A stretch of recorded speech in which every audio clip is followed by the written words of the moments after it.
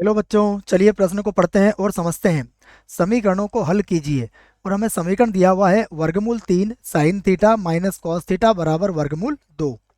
प्रश्न को हल करने से पहले प्रश्न के लिए हम मुख्य अवधारणा लिख लेते हैं, जिसकी सहायता से हम इस प्रश्न को हल करेंगे। तो मुख्य अवधारणा,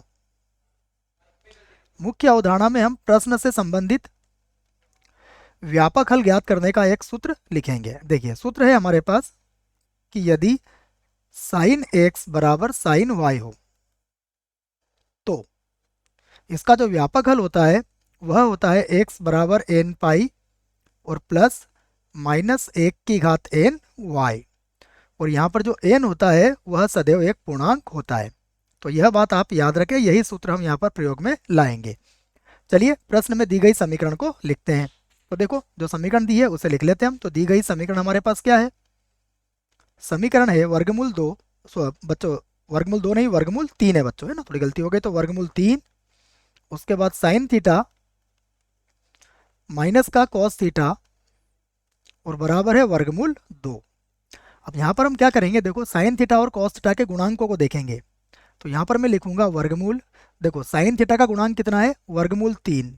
तो वर्गमूल 3 का वर्ग करूंगा।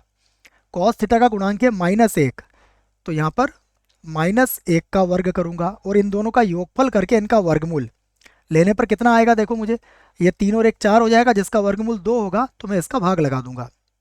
का भाग देने पर, भाग देने पर देखिए, जब हम भाग लगाएंगे तो अब हमें क्या प्राप्त होगा?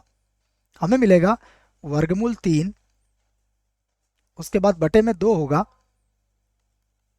साइन थीटा माइनस, देखिए यहाँ पर हो जाएगा 1/2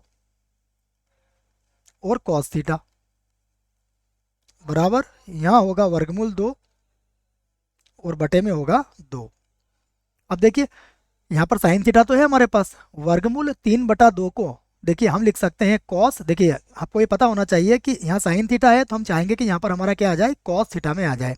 तो √3/2 कॉस में कितने का मान होता है? ये कॉस 30 डिग्री का मान होता है। तो देखो मैं इसको कैसा लिखूंगा, मैं इसे लिख लूंगा साइन थीटा और उसके बाद कॉस π/6 अर्थात 30 डिग्री।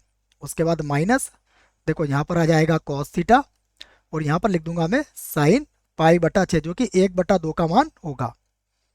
बराबर देखिए कितना है? बराबर वर्गमूल 2 से यह 2 वर्गमूल 2 बार कट जाएगा, तो ये होगा 1/वर्गमूल 2। अब देखिए यहाँ पर हम एक सूत्र लिखेंगे जिसका प्रयोग यहाँ पर मैं करूंगा। सूत्र क्या है वो देख लीजिए। यह है हमारे पास कि साइन ए कॉस बी माइनस का कॉस ए साइन बी, और यह बराबर होता है साइन ए माइनस बी के। यह बराबर होगा साइन ए माइनस बी के। तो यह सूत्र है, इसी का प्रयोग हम यहाँ पर करेंगे। देखो, तो अब हमें क्या मिलेगा?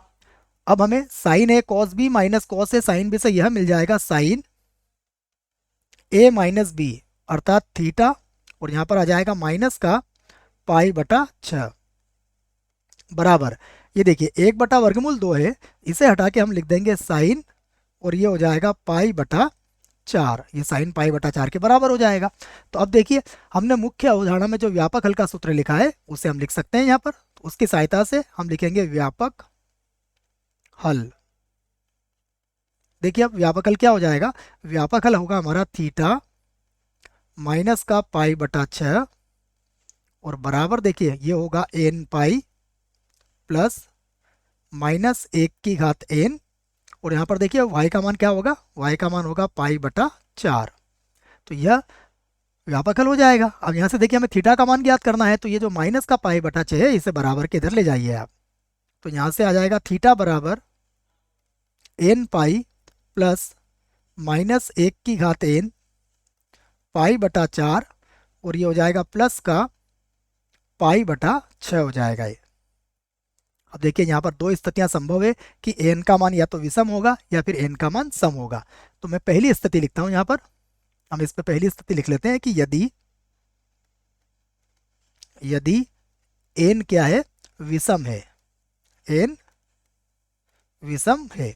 देखिए यदि n विषम होगा तो -1 की घात n ये क्या मिलेगा हमें, माइनस में मिल जाएगा। तो यहाँ से देखो थीटा का मान अब क्या आ जाएगा, तो यहाँ से होगा थीटा बराबर एन पाई, और ये माइनस का मिलेगा हमें पाई बटा 4, और प्लस का हो जाएगा पाई बटा 6। ठीक है, ये समझ में आ गया होगा आपको।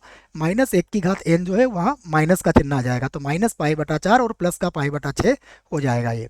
अब यहाँ से देखिए, यहाँ पर हम क्या करते हैं, माइनस 1/4 और प्लस 1/6 को जोड़ लेते हैं। देखो तो इनका लघुत्तम कितना आएगा, इनका लघुत्तम आ जाएगा 12।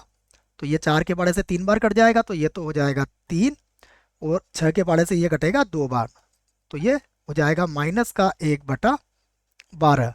तो यहाँ पर थीटा बराबर देखिए कितना आ जाएगा, थीटा बराबर होगा एन पाई, और इन दोनों को हल करने पर कितना आ जाएगा, माइनस का पाई बटा 12, और यहाँ पर लिख देंगे हम एन बिलोंग्स टू जेड।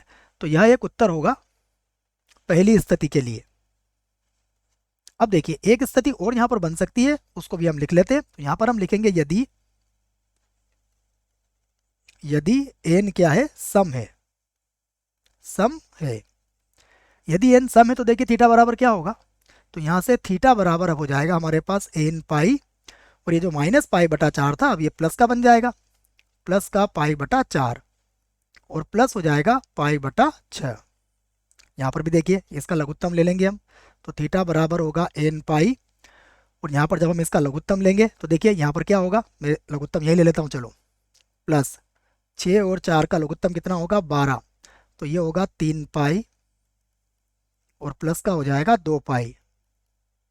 ठीक है, तो देखिए थीटा बराबर क्या हो जाएगा, थीटा बराबर होगा एन पाई, और यहाँ से अगर आप देखेंगे तो 3 और 2 हो जाएगा 5, तो ये हो जाएगा 5 पाई बटा 12, और यहाँ भी लिखेंगे एन बिलोंग्स टू क्या होगा, जेड, और ये हमारा दूसरी स्थिति के लिए उत्तर होगा।